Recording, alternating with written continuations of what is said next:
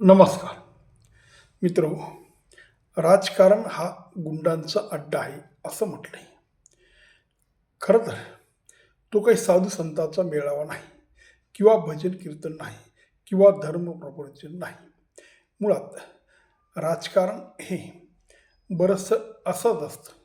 मग ते भारतात असो की जगात असो. पण प्रत्येक देशामध्ये एक विशिष्ट परंपरा असते, काही नियम असतात आणि काही शिस्त असते. प्रत्येक पक्षाचं काही विचार असतात आणि त्यांना कशा पद्धतीने पक्ष चालवायचा, कशा पद्धतीने लोकांसमोर जायचं, कशा पद्धतीने लोकांना समजून सांगायचं आणि आपला मतलब काढून घ्यायचा. त्याच पद्धतीने आपल्या पक्षाचे विचार काय, आपल्या पक्षाचे तत्त्व काय, असा सगळा हा मामला असतो. पण जसं सत्तेकडे सरकत जातात तसंच हे सगळं पातळ होत जातं आणि मग विचार, तत्त्व, परंपरा, निष्ठा ह्या बदलत जातात आणि फक्त सत्ता असा हा प्रकार होतो. आजकाल मोठ्या प्रमाणात की हे काय चाललंय असं विचारलं जातं.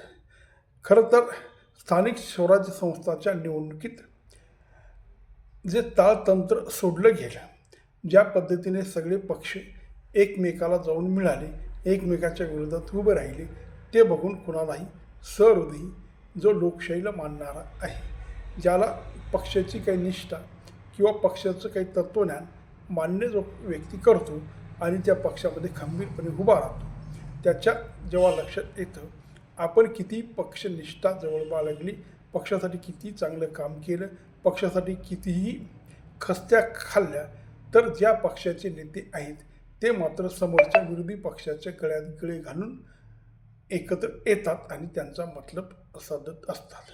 खरं तर महाराष्ट्र आणि गुजरात हे दोन प्रांत वेगळे झाल्यापासनं जेव्हा पहिल्या निवडणुका सुरू झाल्या तेव्हापासनं हळूहळू पक्षनिष्ठा ही कमी होऊ लागली आणि त्या ठिकाणी मतलबाचं राजकारण सुरू झालं.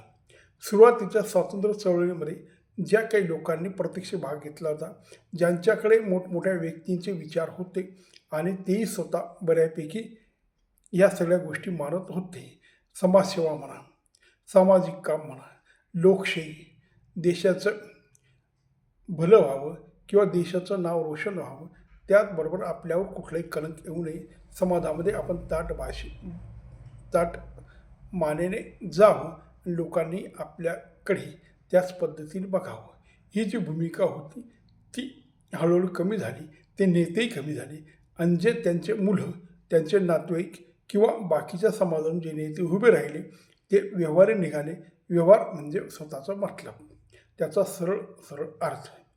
मग खरं तर महाराष्ट्रात निवडणुकानंतर हळूहळू या गोष्टी वाढत गेल्या, पक्ष फुटत गेले, पक्ष उभे राहिले, पक्षामध्ये लोक येत गेले, इकडून तिकडे गेले. पण जास्तच या सगळ्या गोष्टींना ऊत केव्हा आला तर मुळात रात्रीची जी शपथविधीची सुरुवात पहाटेची झाली, तिथून खरं सुरुवात झाली आणि मग नंतर उद्धव ठाकरे यांनी पक्षाची विचारसरणी सोडून ते काँग्रेसच्या चरणी गेले आणि ते सत्ताधीश होऊन मुख्यमंत्री झाले. आणि मग पुढे शिंदे सेना फुटली आणि काही काळानंतर अजितदादासुद्धा BJPकडे आले.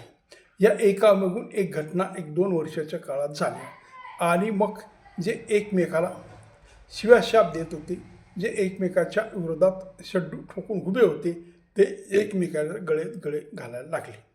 पण हे सगळं होत असताना ज्या पक्षाने समोरच्या पक्षाला भ्रष्टाचारी ठरवलं, त्याचा राजीनामा विरोधात असताना घेतला, त्याच पक्षाने नंतर त्यांना सोगरी परत बोलवलं आणि सन्मानाने कॅबिनेट मंत्रिपदावर बसवलं. ज्या सर्वोच्च नेत्याने भर सभेत इतक्या कोटीचा भ्रष्टाचार झाला असं जाहीर केलं, त्याच नेत्याला नंतर मात्र त्यांच्याच सरकारच्या लोकांनी पूर्ण पक्ष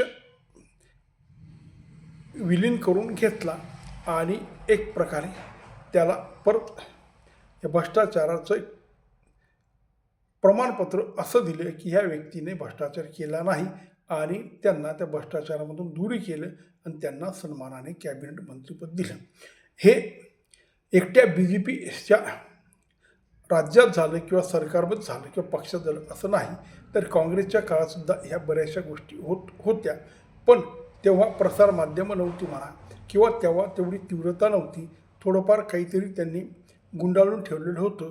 आता सगळंच नागडं उघडं दिसायला लागलं. आणि मग जेव्हा स्थानिक स्वराज्य संस्थांच्या निवडणुका आल्या तेव्हा तर स्पष्टपणे सगळ्या गोष्टी लोकांना कळू लागल्या. जे स्थानिक पातळीवर शिंदे सेना, BJP आणि अजितदादा यांची जी आघाडी व्हायला पाहिजे होती ती झाली नाही. काही ठिकाणी झाली, काही ठिकाणी ती फुटली. मग शिंदे सेनेने उद्धव ठाकरे सेनेशी काही ठिकाणी युती केली, काही ठिकाणी काँग्रेसशी केली, काही ठिकाणी ते BJPवर राहिले. त्याच पद्धतीने स्थानिक ठिकाणी अजितदादा हे शरद पवारच्या पार्टीसोबत गेले. त्याचप्रमाणे उद्धव ठाकरेच्या सुद्धा पक्षाबरोबर काही स्थानिक ठिकाणी त्यांनी आघाड्या केल्या. म्हणजे कुठल्याही आघाडीला कसलंही तत्त्व नाही, कसलेही विचार नाही, कसलीही शिस्त नाही.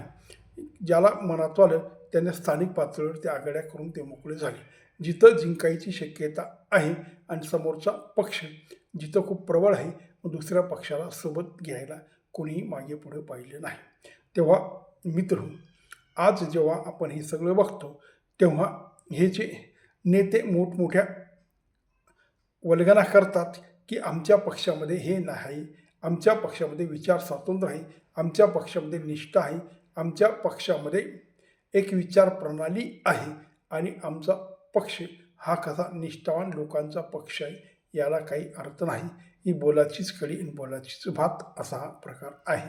ज्या उद्धव ठाकरे यांनी काँग्रेसच्या बाजूला जे गेले त्यानंतर मनसे आणि त्यांचं हात मिळवणी झाली आणि आज उद्धव ठाकरे आणि मनसे काँग्रेसला सोडायला तयार झाले. पूर्वी त्यांनी BJPला सोडलं, पण एकंदरीत जे वर्तुळ आहे ते लवकर पूर्ण होईल असं वाटतं. जर काँग्रेसशी यांची आघाडी झाली नाही, कारण काँग्रेस मनसेला घ्यायला आज तरी तयार नाही. पण हे सगळं बोलायचं आहे. निवडणुका लागल्या की यांच्या परत युती होतील आणि मग मनसे आणि काँग्रेसचं मन कधी जुळणार नाही. काही काळापुरतं जरी ते एकत्र आले तरी ते परत वेगळे होतील आणि मनसेचा कल पूर्वीपासून BJPकडे आहे.